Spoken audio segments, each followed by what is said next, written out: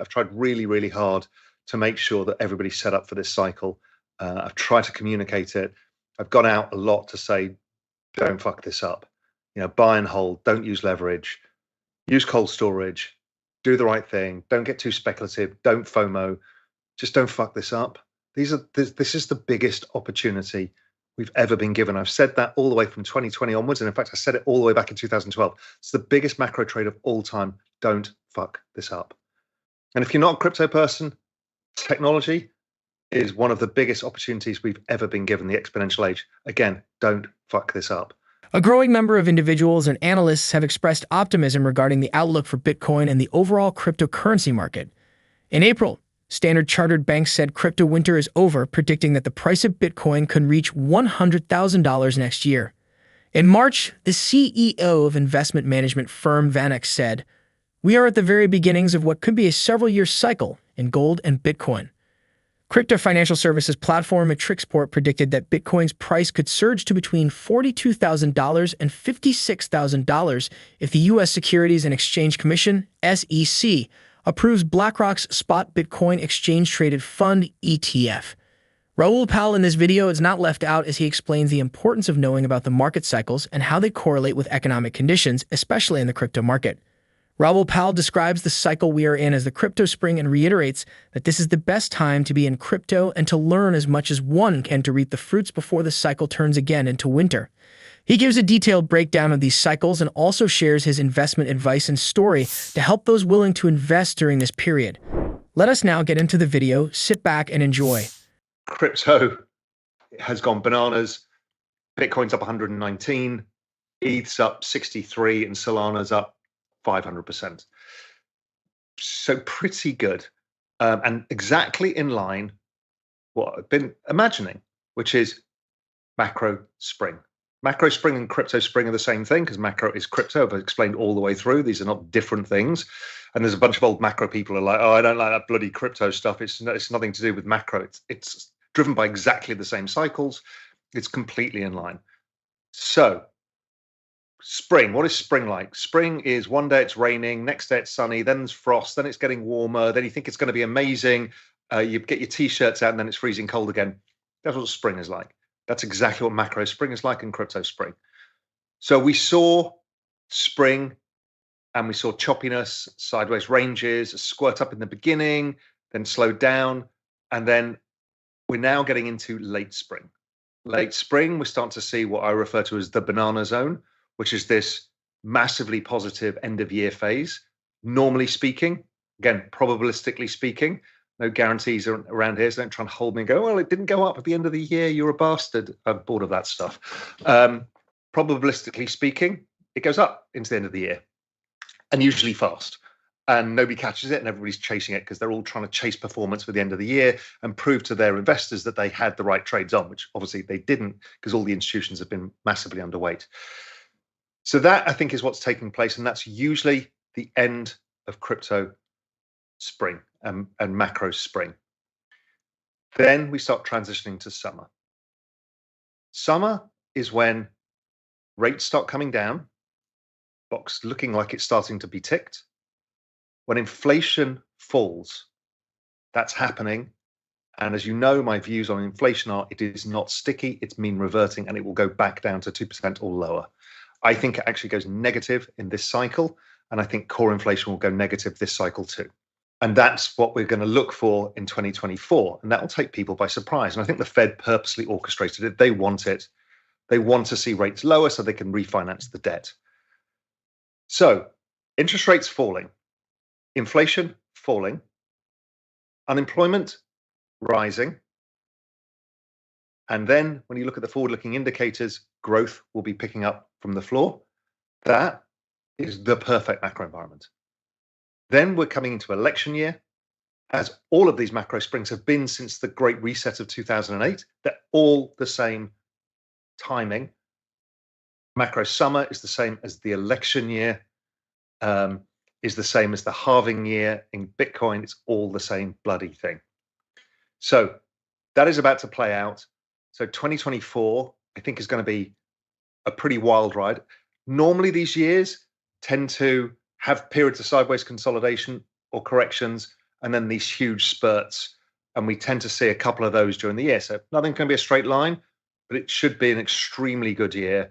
And then 2025 will be even better. That's usually the batshit crazy year, which is the transition from macro summer into macro fall, where everything kind of goes exponential before you start transitioning to winter, rates start going up again, markets pull back again, and we go through the same cycle. And that's been happening consistently since 2008. Raoul Pal also recounts one of these investment plays and walks us through the process that is similar to what many investors in the space experience while trading the crypto market. He uses it as a guide to teach young and upcoming investors the importance of conviction and patience when investing. Despite Bitcoin being up 120% year to date, the leading crypto asset is still about 46% lower than its November 2021 all-time high of $69,000. It is therefore normal for some investors, especially those that bought at the top, to be expecting a bigger upside rallies before they can begin to share in the excitement.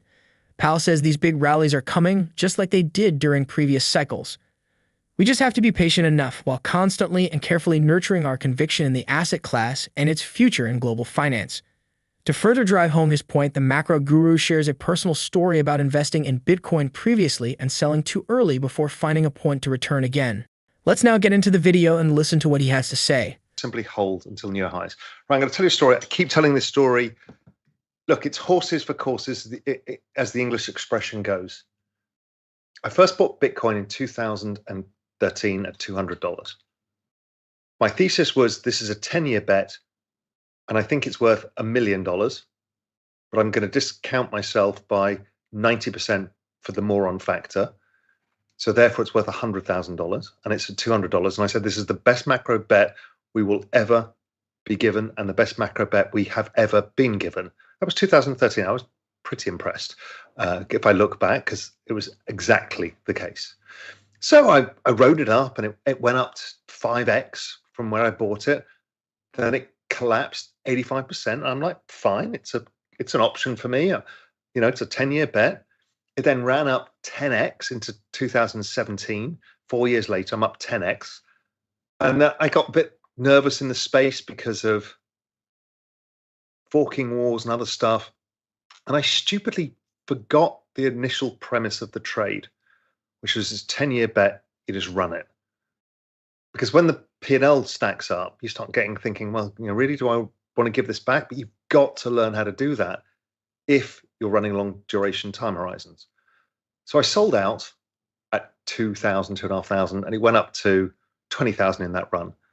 And people were laughing at me, and I was like, look, I've made 10x. Thank you very much. I've done this really, really well. And then I watched it and watched it and watched it, and then eventually got the entry point to get back in again, which was April 2020, and it fell back down. I think I got in 6,500 and bought it, from 6,500 to about 12,000. I kept buying it, and it rocketed higher, and much bigger position than when I first started. Okay, great. And I still own it today. It's pulled back, it's back up again. Okay.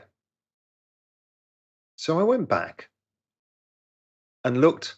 If I just kept my original investment and not touched it, even with the market down from its high 50%, I'd have made 5 times as much money. And my bet in 2020 was a lot bigger than it was back in 2013. And then here's the real crux. And me and backwards baseball cap Brian were talking about this before we came on, is like, if you just remember that log channel and that the big cyclical up and downs, which is the economic cyclicality, if you just buy within 30% of the low, which is not that difficult, 30%, you don't even have to be bottom ticking it. I just calculated I got 30% near the low. If you'd have just added my original bet, which wasn't that big, it would have been 25 times as much performance. And that was the lesson learned. That's why I didn't sell a single thing and I kept buying. My duration really for this is I will probably take some off the table in this trade. My duration, my real bet is to run most of it until 2030. That's always been the game, and it remains the game for me. Obviously, peel off some lifestyle gains, do whatever you need to do, appease the wife, that kind of stuff. But I think 2030 is the horizon. But you do you, I do me. I have a stomach for risk. I've been doing this for a long time. I actually enjoy the risk of crypto. I enjoy the shit throwing when it goes down 70%. I'm buying like crazy, and everybody else is like, "You bastard! It's terrible. It's the worst investment ever." And then you go back 3 years later, and it's like 10x where they were all selling it. It's just it's a ridiculous business, but it's a lot of fun as long as you understand the game that you're in. If your game is you need those profits, for goodness sake, take the bloody profits. SEC Chair Gary Gansler shared a speech on X, triggering heated reactions across the crypto community. As Gary Gansler reiterated the United States Securities and Exchange Commission's mandate in a speech, Ripple's lawyer and various crypto community members responded, criticizing the SEC chair and arguing that the commissioner's words contradict his actions. On November 16, SEC Chair Gary Gansler shared a video of him conducting a speech at the 2023 Securities Enforcement Forum. In the speech, he highlighted the words of the first SEC chair, Joseph P. Kennedy, saying that the government agencies should be partners of honest business and prosecutors of dishonesty. The post on X, formerly Twitter, triggered responses from various crypto community members, including Ripple Chief Legal Officer Stuart Alderodi, who is currently engaged in a legal battle against the SEC. According to Alderodi, the SEC chair's recent remarks should be fact-checked, and Gansler has prejudged crypto and has filed suit against others without investigation. Alderodi also highlighted that Ripple was sued but was never charged with dishonesty. The Ripple executive also threw some accusations toward the SEC and said that they are being criticized for shady behavior and are becoming irrelevant internationally. Apart from Alderodi, various crypto community members also responded to the video that Gansler shared. Eric Voorhees, founder and CEO of trading platform Shapeshift, responded to the tweet saying that Gansler has prosecuted his honest business twice. Meanwhile, a community member also responded to Gansler's remarks, saying that what he quoted was the vision. However, the Twitter user argued that it has evolved for the worse, accusing the SEC of facilitating the legitimization of a corrupt system. On ETFs, decisions on approvals for both Franklin Templeton's and Global X's spot Bitcoin ETF applications have been delayed by the U.S. Securities and Exchange Commission, SEC, according to a just-released note. The deadline for the SEC to move on Franklin Templeton was today, and Global X's attempt was November 21. With these delays, the new deadlines move into early 2024. Few had expected any spot Bitcoin ETF approvals this week, so the SEC's action comes as little surprise. And with the loss of faith in the credibility of the SEC, the uncertainties are increasingly higher than before. Do you think we are in a crypto spring, or is Raoul Pal being too optimistic? Let us know your thoughts in the comment section below. Also, don't forget to hit the like button, subscribe, and turn on notifications. Thanks for watching.